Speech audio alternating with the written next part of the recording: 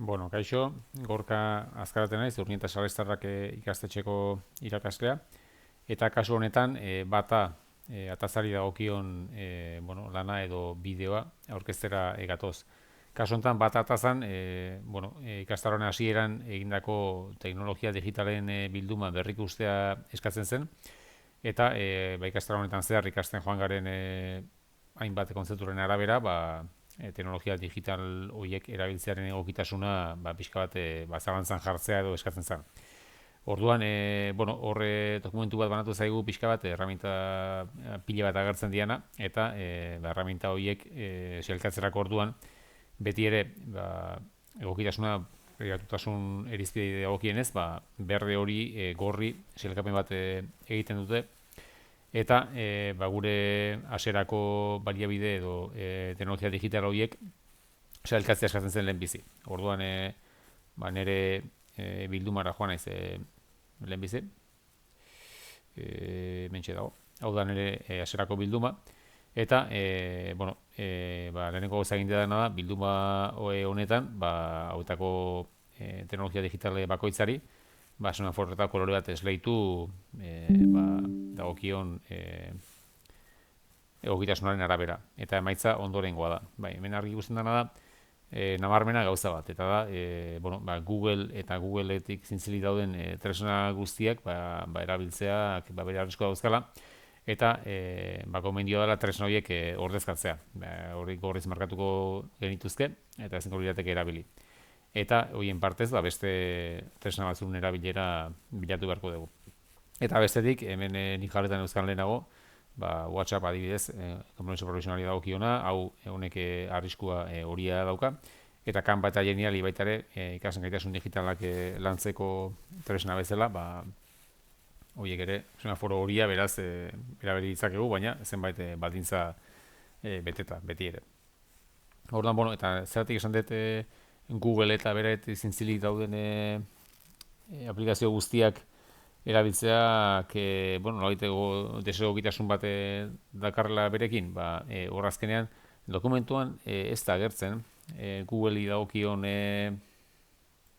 sailkapenik, baina indetena da, joan naiz, hemen Terms of Service web horrira, eta bertan ikusten dugu, Google jartzen badin badugu, Google aplikazioak, gradua edo semaforo gorria daukala. Hemen ematen den, ematen du hainbat arrazoiengatik, beraz, hau ezingo genduke erabili. Eta Googleetik zintzili dauden gainerako aplikazio guztiak ez da ere. Beraz, horien partez, bilatu beharko dugu beste alternatiba bat. Eta, nik indedan alternatiba, edo indedan alternatiba izan da, ondorengoa.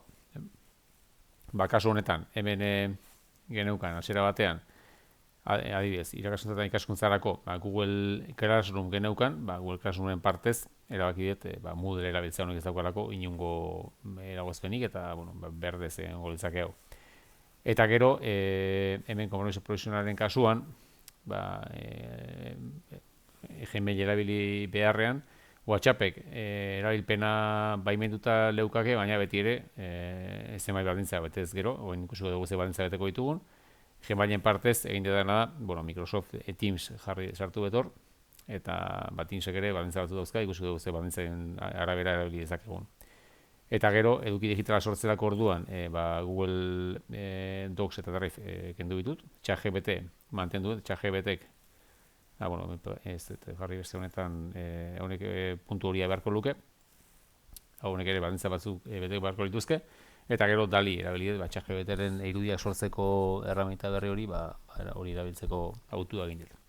Orduan, hemen horiz daudenen hauen kasuan, esate aterako, Canva eta Geniali erabili ditzakegu, Canvaren kasuan, hemen, ze baldintzen arabera erabili dezakegun jakiteko, hemen artifizialena jo dut, erantzun eske. Eta, egitetan da, Genialin hasiko debez, ¿qué medidas tengo que tomar? Hau erderaz jarri dut, justo Intefeko dokumentuaren, esan ezagun izenburu erderaz dagoenako, eta, hortik jo dut orain kontan. Orduan, Intefen documento, orientaciones sobre el uso de herramientas digitales en el ámbito educativo, desde la perspectiva de la protección de datos, ez? Orduan, dokumentu horren arabera, Zen neurri hartu beharko nituzke irakasle bezala, como docente, a la hora de utilizar Geniali, siguiendo los estándares marcados por el documento este de la INTEF. Orduan, berak ematen dizkit, bueno, gomendio batzuk, ezta? Hemen labur bilduz bukaeran, adibide konkretu baten agertzen da, baina pixkat inberko nukena da, batetik, herramienta aurrez ebaluatu beharko nuke, hoi bezala, datuak eta bera imango izkidan datuak ahalik gutxienak izango dira. Tutoren baimena beharko dugu, beste eskolako beste horretan bezala, eta jakinaren gainean egon beharko dira tutoreak herramienta hori erabiltzen ari gerela.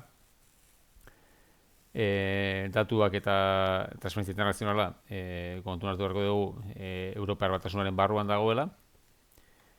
Lanak argitaratzerako orduan ere hortzen begaltza bete beharko ditugu. Eta eskolako arautegien arabera, imerko dugu datuen babes hori delegatu, ezta. Orduan, baldintza hauek betetzen badin baditut, Geniali erabiltzeko eragozpenik ez neukake. Berdin egin dut, kasu honetan, kanbarekin, eta hemen labur bilduz jartzen diberak, ez? Konformitatea legala beharko nukela, beti kontuak izan daitezela kontu instituzionalak, hau da, eskolako helbideak eta jarri, datu pertsonalak ahalik eta gutxiena jarri, anonimo baldin badira hobeto, arraziak ez jartzera gonbidatzen gaitu. Pribatasun aldetik, pribatu bezala jarri egindako lan guzti horiek eta ez publiko egin, eta gero, beti ez, baimena behar baldin badain txegoen kasuan, guraso baimena beharko dugu, eta baita ere eskolako baldintza bete beharko dira, ez? Hori kanbari dagokionez. Berdina, ChatGPTren kasuan, ez da? Eta hemen goiak neurri horiek, beti ere, beti anonimotasuna eta ahalik eta gure datu pertsonal gutxienak ematea berez sistemari, ez da? Hori izango litzake pixka bat imerko litzakena. Orduan, honek gaina egiten diguna den checklist bat egiten digu ChatGPTren kasuan. Herramienta eskola edo intefen gandik onartuta dago, bai, datu personalikeko ditut, bai edo ez, ez? Informazioa familiei mazaila informazioa, datuak anonimazatu ditut praktiketarako, eta gero baita ere ikasleak modu kritikoan erabiltzea bultzatuko ditut, ez? Erabiltzera herramienta hori. Orduan, pixkat, gauza horiek kontuan hartu beharko ditugu, ChatGPT erabiltzeko. Eta berdina, falta den herramientan kasuan, eta hain zuzen, Microsoft Teamsen kasuan, ez?